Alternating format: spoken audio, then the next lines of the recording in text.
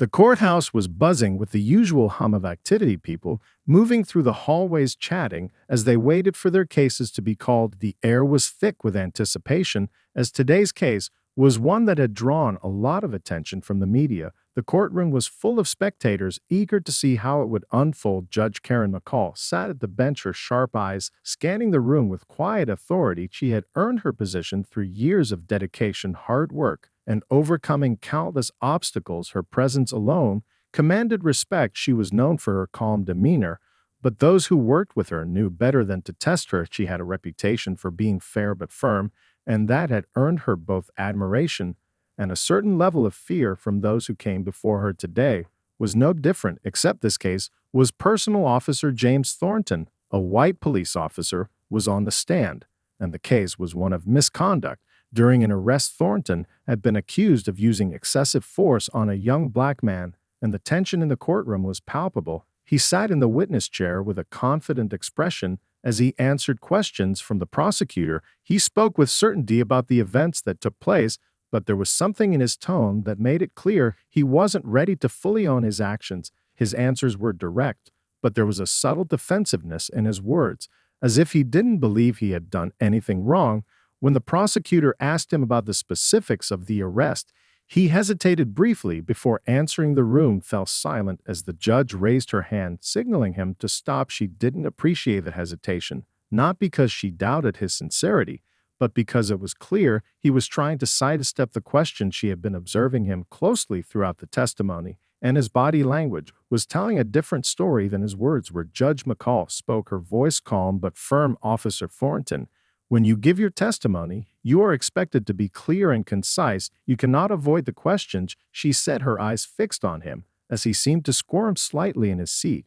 He looked back at her, his expression hardening for a moment, but he nodded and began speaking again, yet his tone had shifted slightly. It was less respectful than before. His answers now had a tinge of arrogance to them, as if he believed he was being unnecessarily challenged by a black woman who held authority over him. Judge McCall could sense the change, and it did not sit well with her. She had dealt with far worse than an officer who thought his position in law enforcement made him untouchable, but the disrespect she was feeling from Thornton in that moment was different. It wasn't just about the case, it was about his attitude toward her simply because of who she was. It was a reminder that even in this modern age, prejudices still existed in the halls of power, and sometimes those who were supposed to uphold justice forgot the most important lesson of all. Respect. In her courtroom, there was no room for disrespect, and she made sure to make that clear. Today would be different from any other case she had presided over. She would not let his arrogance go unchecked. Judge McCall had faced countless challenges in her career. As one of the first black women to sit on the bench in her district, she had been subjected to skepticism, prejudice, and even outright hostility from those who believed she didn't belong in such a prestigious position.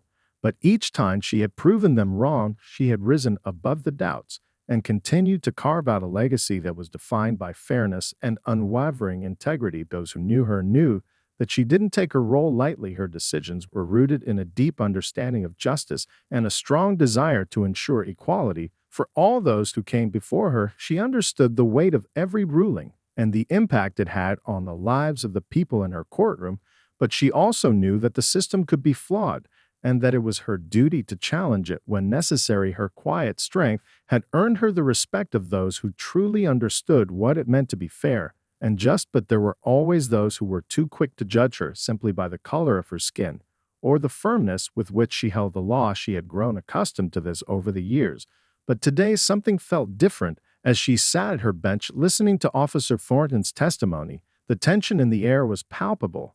There was something about his presence that rubbed her the wrong way. It wasn't just his defense of his actions in the case, it was the way he spoke to her, as if she didn't deserve to be in that position, as if he believed his status as a white officer automatically made him the authority in the room. The audacity of it stunned her, but it also fueled something deep within her, a determination to make sure he knew exactly who was in charge in her courtroom.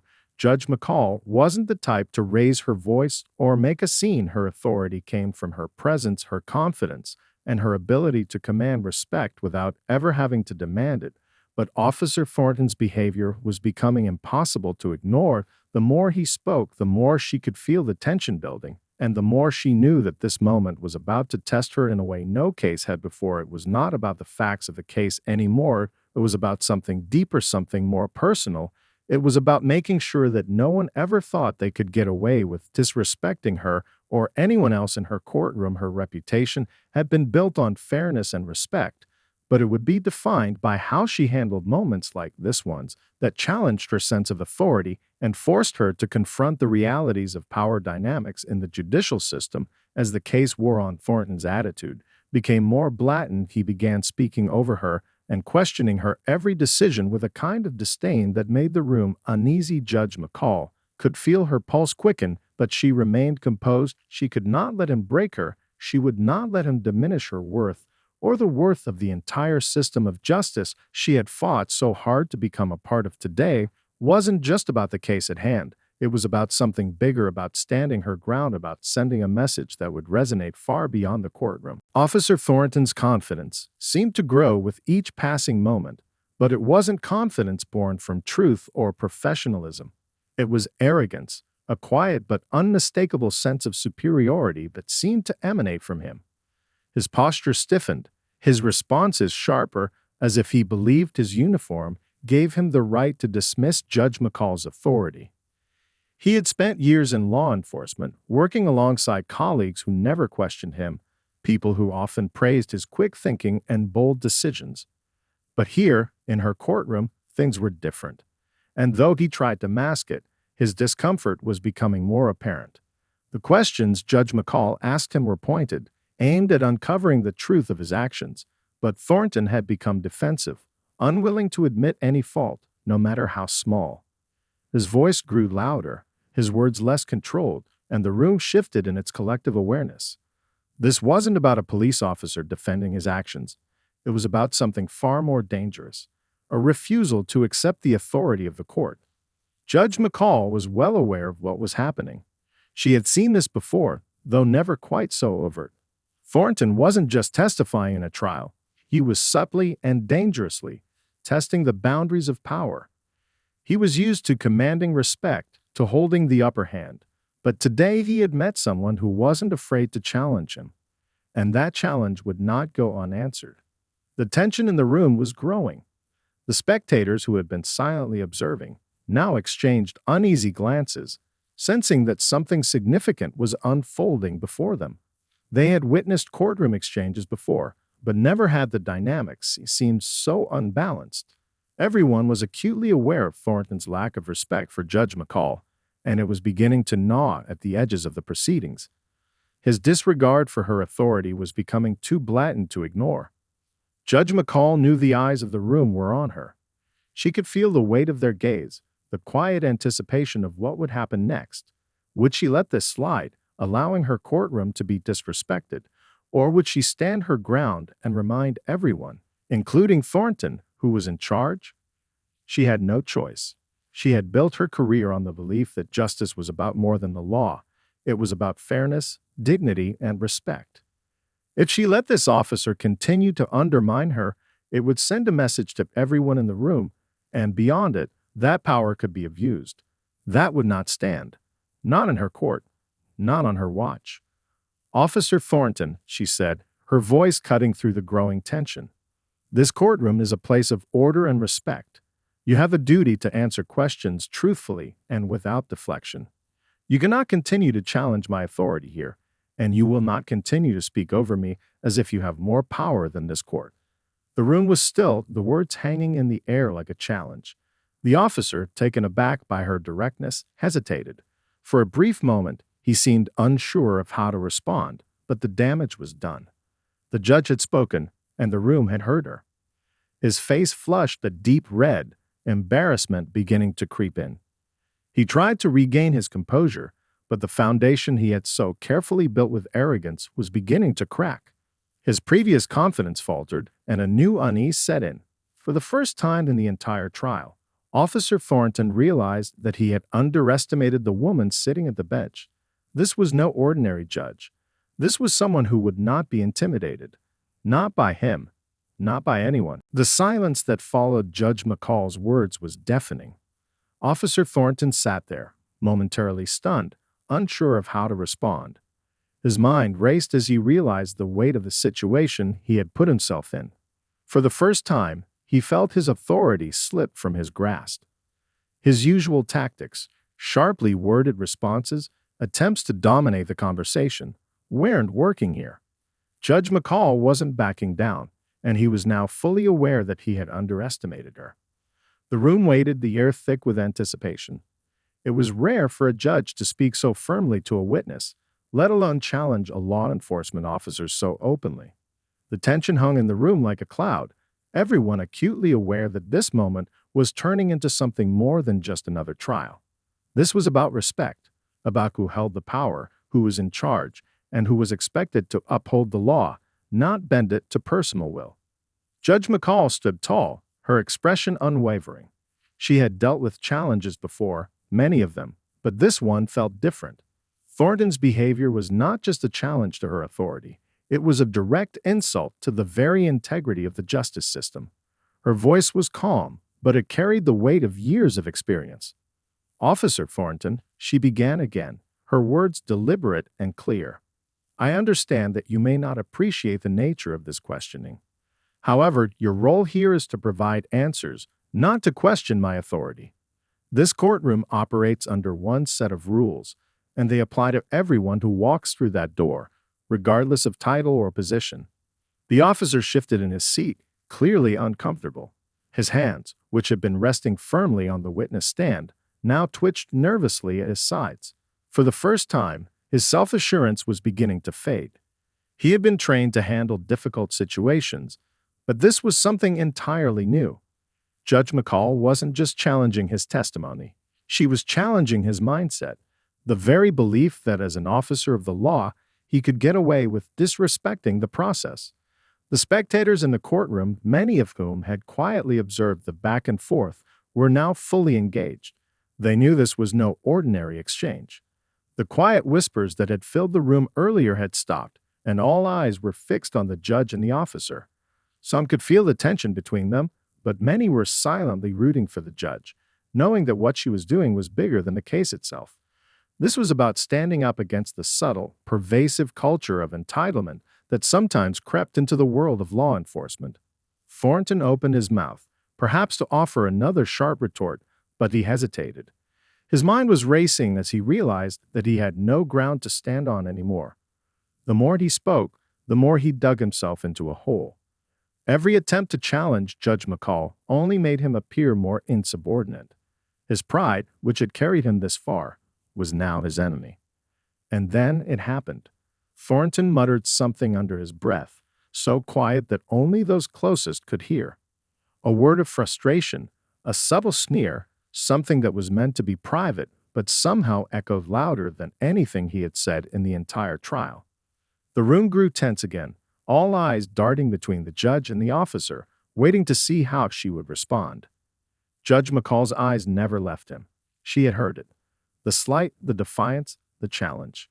She didn't flinch. She didn't raise her voice. But the cold fire in her gaze was unmistakable. She was no longer just reacting to his behavior. She was setting a precedent. She was drawing a line, one that could not be crossed. The room was still, the tension palpable. The words Thornton had muttered under his breath hung in the air, like an unspoken challenge that only those who truly understood the power dynamics at play could fully appreciate. Judge McCall, however, was not interested in engaging in petty back and forth. She had already made her stance clear, but Thornton's defiant whisper, though small, had crossed the line. It wasn't just about the legal case anymore. It was about something deeper, about the respect for the authority of the court and the integrity of the justice system. Judge McCall remained composed, her gaze unwavering as she looked at Officer Thornton. The room seemed to hold its breath, waiting for her next move. In that moment, it was clear that the court was no longer just a place for testimony. It was a battleground for respect and power. She knew she had to act swiftly, decisively, and with dignity. This was not a moment for weakness, for hesitation. She was the judge, and she would make sure that everyone understood that. Without raising her voice, Judge McCall addressed the officer directly. "Officer Thornton," she began, her words slow and deliberate, each syllable carrying the weight of her authority. "I heard what you said, and I will not tolerate that kind of disrespect in my courtroom. You are here to provide answers, not to undermine the very process that has been put in place to ensure justice for all." She paused, letting her words sink in, watching his discomfort grow as she continued, "Your actions today speak louder than your testimony ever could, and I don't stand by and allow anyone to think that they can disregard the rules in this court." Thornton's face flushed, the color rising quickly in his cheeks. He opened his mouth, perhaps to offer a weak defense, but the words caught in his throat. For the first time since entering the courtroom, he realized he had no ground to stand on. His past experiences had prepared him to handle tough situations, but never had he faced someone who had the courage and conviction to call him out so directly. He had been conditioned to expect deference, but in that moment, Judge McCall made it clear that there was no room for arrogance, no room for assumptions. She would not be intimidated. The silence in the room was deafening, and Thornton could feel every eye in the courtroom on him. The spectators, the lawyers, the stenographer, they all waited for him to respond. But what could he say? How could he justify his behavior when faced with someone who not only had the law on her side, but also the moral high ground? His previous confidence had evaporated, replaced by a growing sense of unease. He had made a grave mistake, one that would be difficult to undo. Judge McCall's voice cut through the silence again, but this time it was not in anger or frustration. It was calm, even, but unmistakably firm.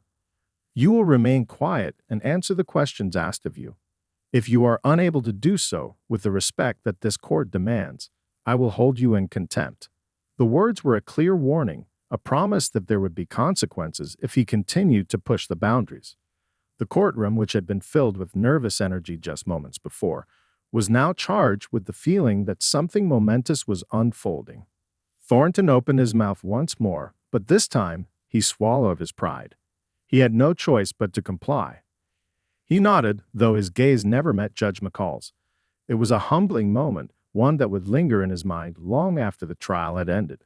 For the first time, he understood the real power of the woman who sat before him. A power that came from her unwavering commitment to justice, her refusal to tolerate disrespect, and her ability to stand firm when others might falter. As the courtroom fell into an uneasy silence, the atmosphere had shifted completely.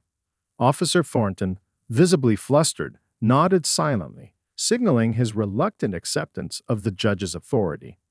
His posture had slumped, the cocky confidence he had worn earlier now replaced by an awkward stiffness. He had come to this trial expecting a simple process, confident that his position as a law enforcement officer would command respect. Now, faced with Judge McCall's unwavering authority, he realized just how wrong he had been. The spectators in the courtroom who had been anxiously watching the exchange seemed to exhale collectively. There was a shift in the air, one of respect, but also of realization. They had witnessed something rare in a courtroom. A judge who was not afraid to take a stand, not afraid to challenge the very system that had been built around certain unspoken hierarchies. The message was clear. Judge McCall would not tolerate any form of disrespect, regardless of who the person was. Her presence was a force to be reckoned with, and she would not let anyone undermine the integrity of her court. Judge McCall, maintaining her poised demeanor, addressed Thornton again. "Now, Officer Thornton, I expect you to answer my questions fully and without any further deflection. If you are here to testify truthfully, then I suggest you put aside any notions of superiority and begin answering with respect." Her voice, calm and controlled, carried the weight of her expectations. It was a subtle reminder that the law applied equally to everyone, regardless of rank or title. Thornton's face was still red, but there was a noticeable change in his demeanor. He was no longer the confident officer who had walked in with an air of entitlement. Instead, he had become aware of the gravity of the situation, of the real consequences that could come from his actions. His words were no longer spoken with the same dismissiveness that had marked his earlier testimony. "I apologize, Your Honor," he said, his voice hesitant. "I will answer your questions." Judge McCall nodded, accepting his apology without any additional comment. She had no interest in engaging further in the theatrics of his defiance. The trial was about truth, not ego. And so, she continued with the questioning, guiding the proceedings back to the facts of the case at hand. But the mood in the room had shifted permanently. The tension that had once been thick with animosity had been replaced with a palpable sense of respect for the judge's unwavering commitment to justice.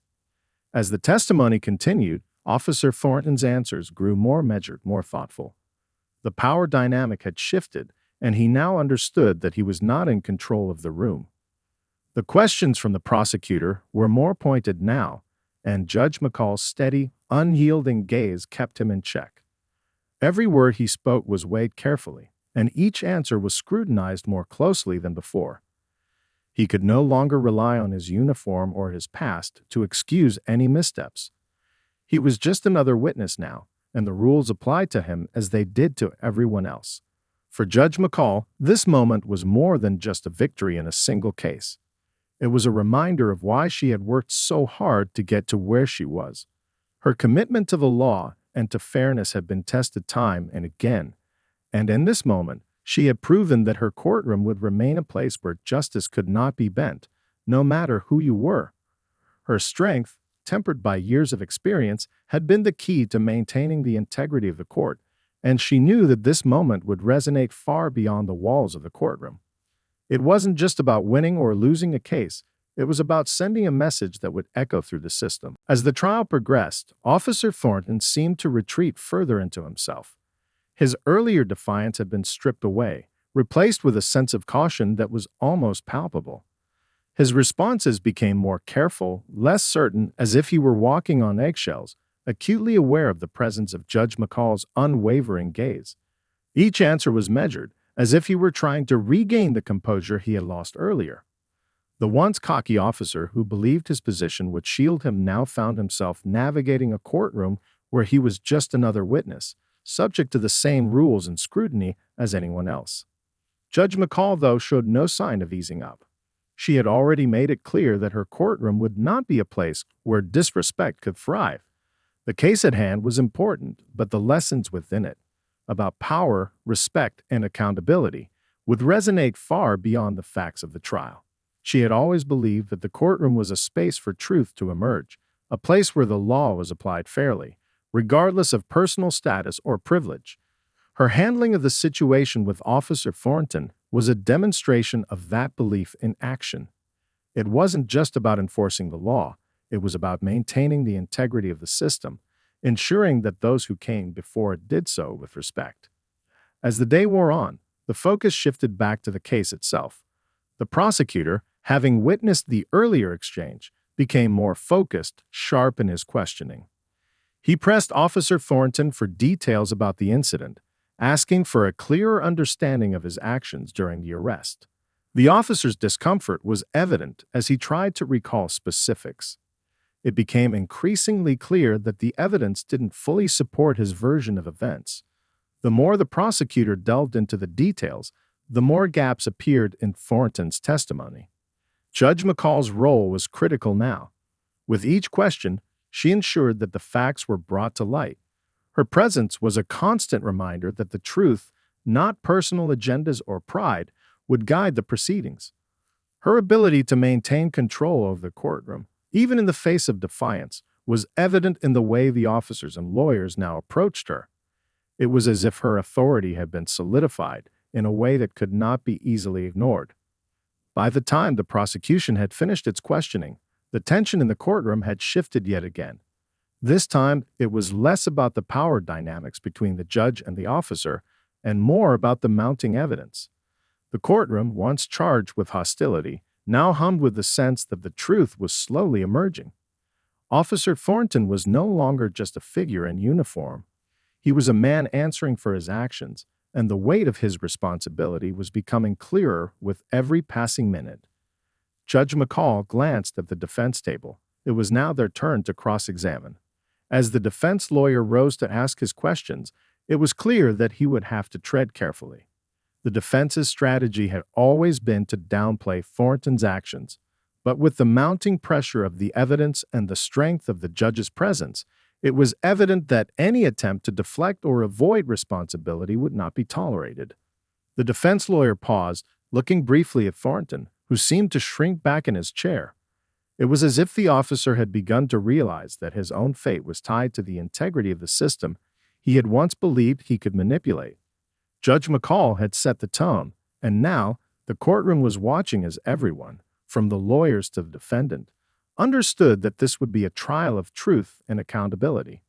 The respect that had once been threatened was now firmly in place, and the proceedings would unfold with a new sense of gravity. As the defense lawyer began his cross-examination, the atmosphere in the courtroom had shifted entirely. Officer Thornton, who had entered the courtroom with a sense of superiority, now sat in his chair, shoulders hunched and his hands nervously folded in his lap. The respect that Judge McCall had commanded earlier still lingered in the air, and even the defense lawyer seemed to approach the questioning with more caution than he might have otherwise. Everyone in the room knew that this was no ordinary trial. It was a moment that would be remembered for years, not just for the case at hand, but for the way in which the balance of power had been redefined in that courtroom. Judge McCall maintained her vigilant presence, her eyes steady as she observed every exchange.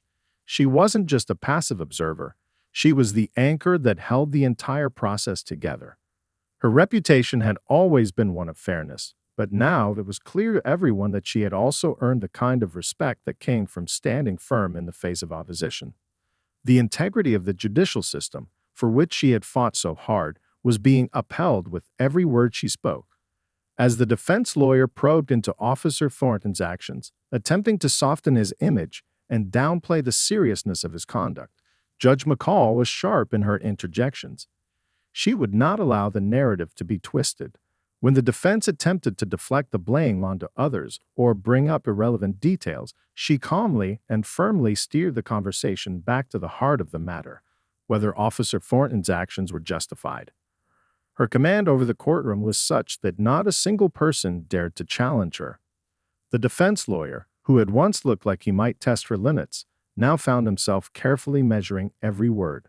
With each question, Officer Thornton's discomfort grew.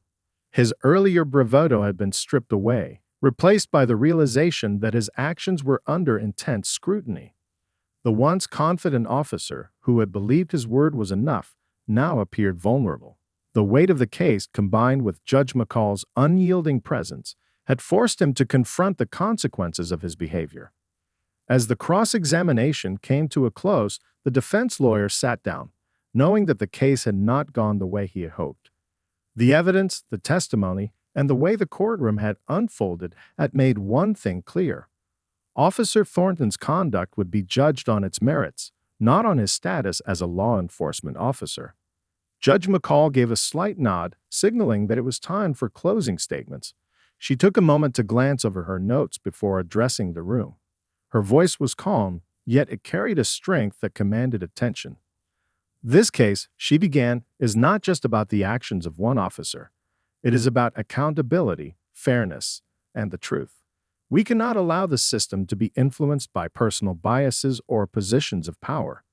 Each person in this courtroom is subject to the same law, and that law demands respect and honesty. Her words hung in the air, resonating with everyone present. The audience, the lawyers, even Officer Thornton, seemed to understand that Judge McCall had just reinforced the core values of the justice system. There would be no exceptions. No one was above the law. As the trial concluded and the jury deliberated, Judge McCall's reputation as a fair and firm judge had only solidified. Word of her strong stance in the courtroom spread quickly, and her actions would be remembered long after the case was over. She had not only delivered justice in this case, she had reminded everyone present that the law was not a tool to be wielded for personal gain, but a powerful force that demanded respect. In doing so, Judge McCall had once again proven that the true power of justice lies in its unwavering commitment to fairness and equality.